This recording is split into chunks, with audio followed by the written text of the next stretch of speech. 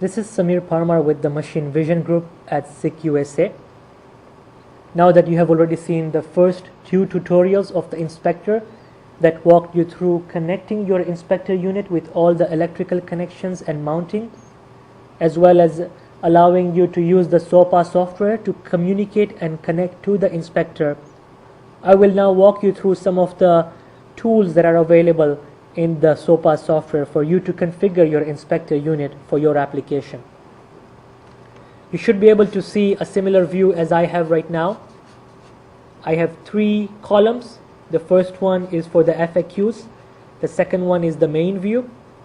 And within the main view, I have a tab for live image. And if I turn or move my object, you can kind of see.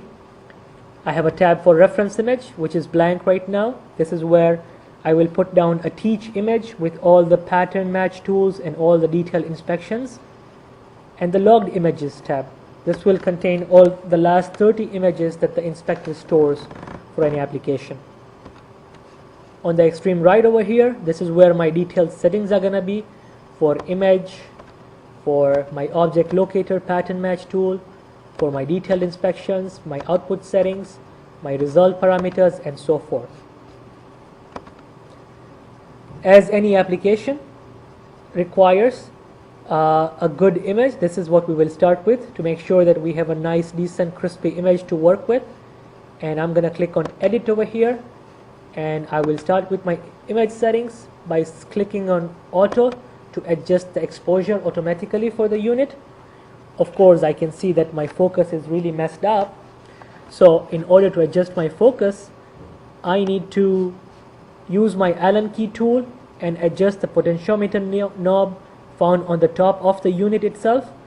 And when I do that, mechanically, the green bar over here on the top will expand or extend to the right over here as my focus starts getting better. So try to notice that change over here. When the focus starts getting better, not only can you visually see it, but you can also see the green bar or the inspector telling you that your focus is starting to get better. You may have already assumed the application, which is basically to make sure that the bottle has a cap on it, as well as the label has been applied on the bottle. And the other aspects of the image settings are whether I want to use an internal lighting that is integrated on the inspector or not. In our case, we do want to use it. We could have chosen to use external lighting if we wanted to. Triggering is another option. You could have it free running, whereby inspector acquire images continuously, or you could choose to be triggered by input number 3, and a sensor would then tell the inspector when to capture images. Lastly but not least, you could use the full sensor image size, which is 384 by 384, or you could change it to reduce your field of view as well as cut down your cycle time. For our purposes, I will use the field of view. Next thing is basically to teach the reference object by just simply clicking teach reference object, and what that does is basically that places an object locator around your entire object, and the settings for the object locator pop up on this side. I can minimize and move my object locator, and if for any reason it gets deleted, I can go and create a new one. Remember, all the tools are going to be found at the bottom of the image during the reference image mode. So I will select an object locator, and I will go and draw my object locator around over here. My edge strength, I can choose to make it slightly loose so that I don't have these edges from the middle highlighting over here. And when need be, I can even choose to create a mask for the middle region over here so that the inner edges that are getting highlighted do not show up at all. And I will slightly loosen my tolerance again. With this, I can extend over here my match percentage to, let's say, 72%. My rotation, if it is one, I can allow my rotation to go all the way to 180 degrees if I wanted. In my application, that is not desired, so I'm going to keep it pretty low over here. My object, however, can be anywhere in the field of view, so I will leave that checked. and I'm gonna go and look at my results now for my live image. So I can kind of see that my object locator is a pass and it finds that object.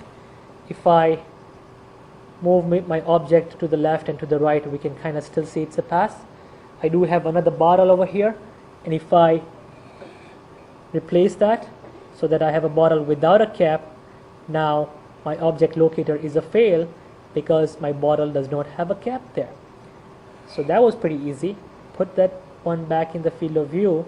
Aha, why do I have a fail right now? Well, it's probably that my standoff distance from the inspector to the object has changed.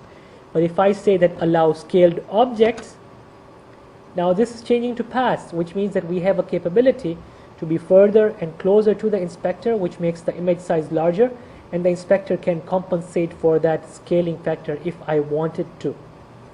Okay, so once I have already placed my object locator, my second inspection is basically I want to make sure that this label has been applied. And what I'm going to do to make sure that is I'm going to simply insert a tool called pixel counter, and I will go and just create my rectangle around over here. And what this does is basically I'm trying to count the number of darker pixels, because if black pixels are there, that means that there is a print on that label, which means that the label has been applied.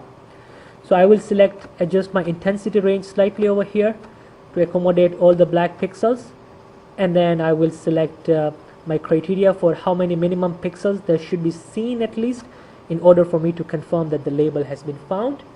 Now in my result I have an object locator pass, I have a pixel counter pass, and I can go and see my live image. So if I rotate this, I should be able to now I'm blocking some black pixels at the bottom obviously, so I need to be careful of how I do this. If I move around, I'm getting a pass for everything, and if I take this outside my field of view and put a good bottle which has got a cap over there, but it doesn't have any black pixels, the label is not there, therefore my object locator is a pass, but my pixel counter is a fail. That's how simple it is to configure applications using Inspector. My output settings, by default object is not located, that's my output 1. My output number 2 is if a detail is failed, and I'm allowed up to 32 detail inspections using the inspector. And my output number 3 is if all are passed. I can however change within I20 as far as what I want each of the outputs to do. I10 by default does only that.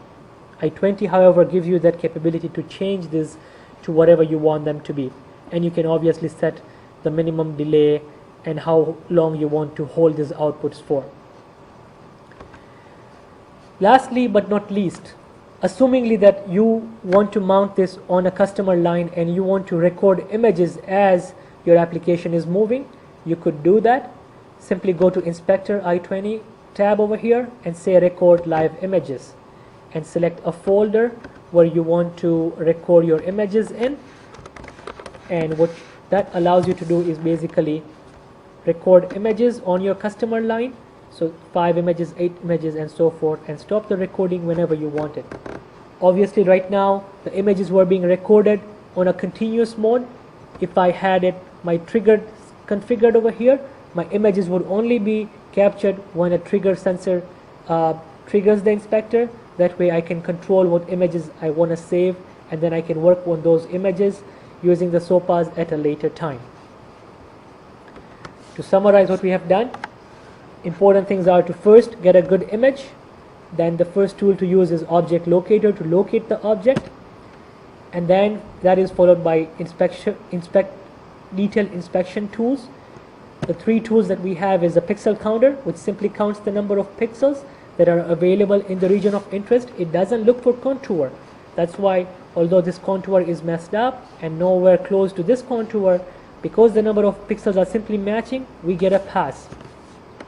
We have another tool called edge pixel counter. This works in a very similar fashion. It only counts edge pixels, and again it doesn't look for contour, simply counts the number of pixels. The contour tool is different from those previous 2 tools in the sense that notice that this contour matches exactly the contour that we taught. However, the positioning of the contour is different position in the given region of interest, and it is a fail. So the contour tool requires not only for the contour to match, but also the contour has to be within the same given position as the taught contour. Testing and tweaking, we discussed all the outputs we have available and what they are dedicated for. The Inspector i20 allows us to configure the outputs in any fashion we want us to be, while the Inspector i10 has the outputs configured in this manner. Thank you for your time.